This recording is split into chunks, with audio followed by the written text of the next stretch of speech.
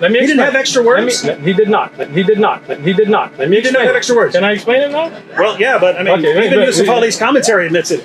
Yusuf Ali was an Ismaili, as I told you. Yeah, and he's Yusuf not- Ali is just lying about what's in Let me what's in explain the it. Qira'at Get of the book. Ubay ibn Ka'b. Listen. So this is commentary on the verse, Surah 33, verse 6. The Prophet is closer to the believers than their own selves, and his wives are their mothers. He says, in spiritual relationships, the Prophet is held to more respect and consideration than blood relations.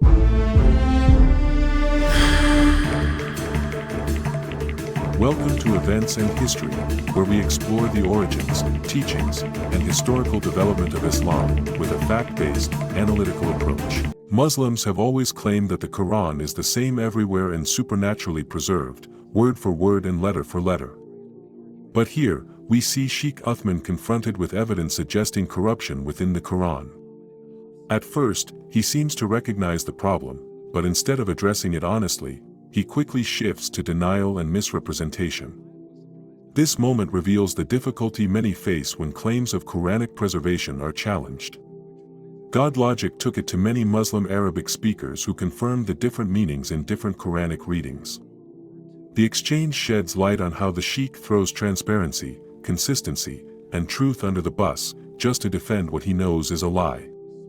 Let's see the video.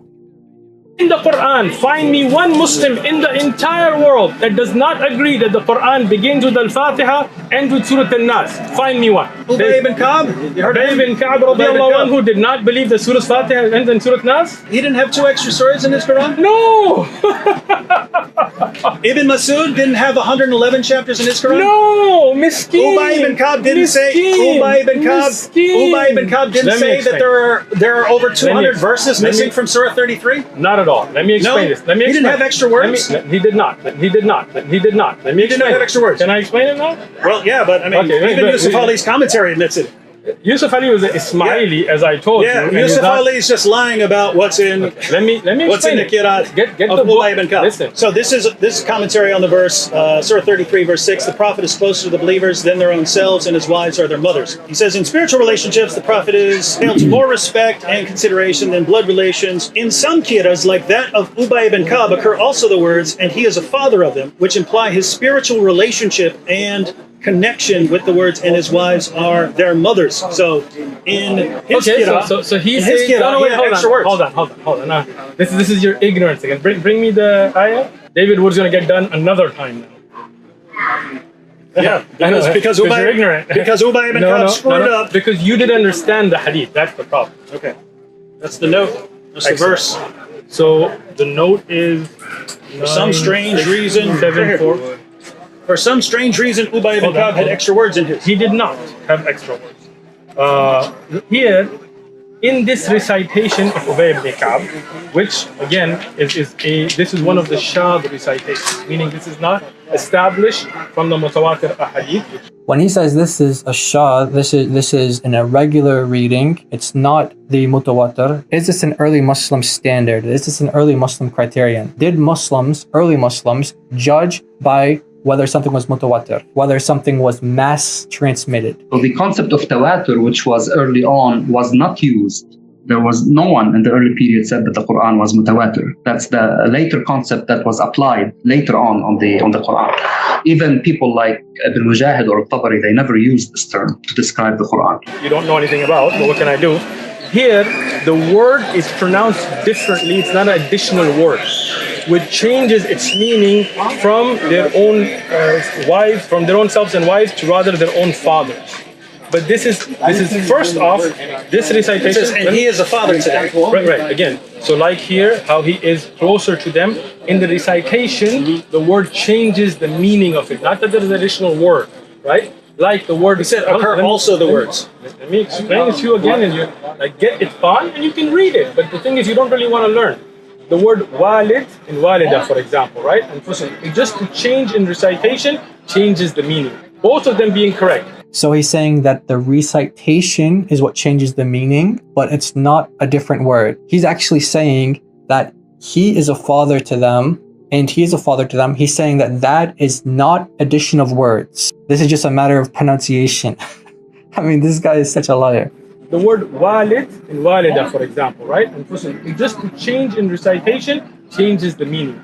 both of them being correct. So he gives an example. He says walada, which means to give birth or to father, and walid means a father. He's saying that the only difference is pronunciation. Actually, that's it's true that there's a different pronunciation, but there's also a different spelling. Walid actually has an additional letter. It has an alif in it.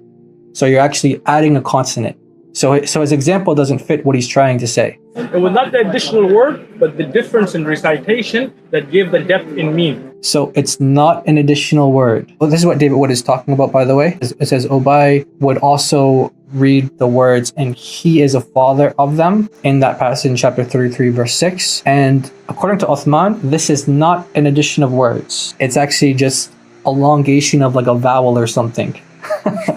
So it says, so the verse says, Muhammad is closer to the believers than themselves, and his wives are their mothers. And he's saying that apparently if you like elongate a vowel in Arabic, then it's like, and his wives are their mothers. And that elongation, like that means he's also a father to them.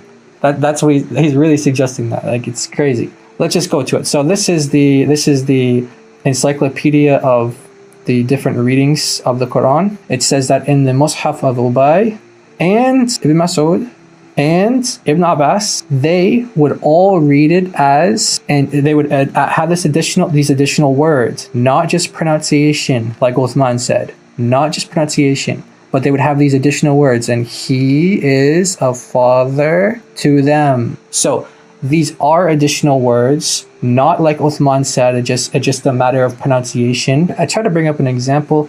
So this is the example that he gave. He said like walada, so, and walid. So walada is the verb meaning to give birth, the father, and walid means a father. He's saying that that's the difference. That's the difference. I mean, this guy is such a liar. I think a better example would be walada and walid. So the verb meaning to give birth, and then a son. This is where you have the same consonants. The only difference is vocalization and vowels. Okay, he said that this is not an addition of words, and we just found out that it is an addition of words. You can see clearly you have, and he is a father to them.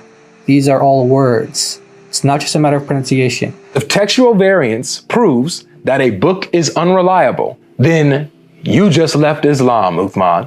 I raised up the argument that there's a textual variant in chapter 37, verse 12, where Allah says to Muhammad in the Hafs Quran, Belabjepta, you were surprised when they mocked. While in the Caliph Quran, it's, I was surprised, Belajeptu, Ajeptu, I was surprised when they mocked. Which one is it? Now, Uthman said that I was saying the word wrong. I didn't know what I was talking about. It's not abjepta. There's no ta or a tu.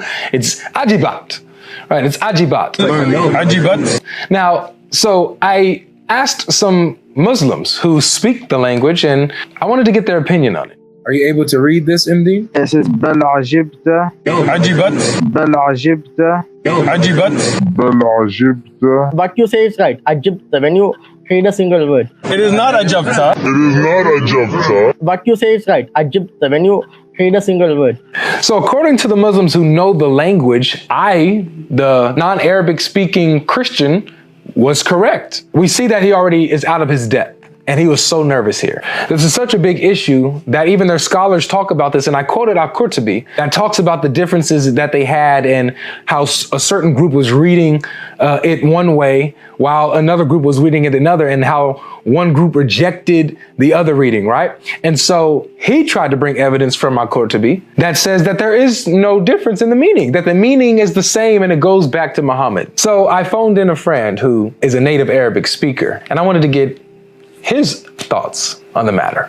37:12. This is the Hafs version, right? You, Muhammad, you wonder while they mock. That's what the Hafs says. Someone is talking to someone. You, in this case, you. Bel ajibta. You wonder, you are shocked while the enemies mock you or they mock your religion, whatever. So Allah is talking to Muhammad. If we go to the other versions, to the other qira'at, like Khalaf and Hamza on top, the Khalaf version for short, it says, but I بل عجبت, Allah talking about himself. So Allah is the one talking about himself, that he is the one who's shocked, who is wondering, while the enemies mock. So is it Muhammad? Is Allah talking to Muhammad, or is Allah talking about himself? And how can Allah be shocked, Brother Avery? Oh, that's a great question. He's supposed to be all-knowing, isn't he? Yeah. And it's not only the Khalaf version, many versions. Actually, I counted them all that I had found. Exactly 6 of different variations that contradict the Hafs. 6 of them. Now, as you see here, I put a small comment underneath. Do you see it, brother? Yes. This says, this was the reading of Ibn Abbas. Ibn Abbas chose Ajibtu. He didn't choose the Hafs as the Hafs says it. So should we go by Ibn Abbas or by Ibn Ketchub? What do you think? Well, I think Ibn Ketchub is a little bit, he's the new Ink of the Ummah. Aywa, he's the new scholar of the Ummah. Yes. New scholar of the Ummah. Do you see, guys? He just threw Ibn Abbas under the bus, and he chose another opinion that also can be found in Tafsir al-Qurtubi. But if you see here, Ibn Abbas actually chose the one with the Ajibtu. That's what the Arabic says here. So that's called the Dhamma, right? That's called Dhamma, yeah, the Dhamma, Fatha Kasra. So the Hafs version has a Fatha, Ajibta, you, right? The Dhamma, the thing that looks like a 9, let's say, as you see here on top, the 9. If I make it a little bit bigger, look, it looks like a small, tiny, 9, whatever you want to call it. A 9, let's say, it makes it the Arab, right?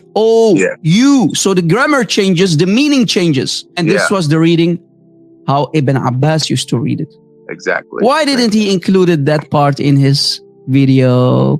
Boom, boom. So you mean to tell me that he was picking and choosing and found one little opinion that he could hold on to and say, see, these are the same meaning. Yeah, he went here on the page, brother, because this is Tafsir al-Qurtubi. Look, brother, on top, Tafsir al-Qurtubi. Do you see it?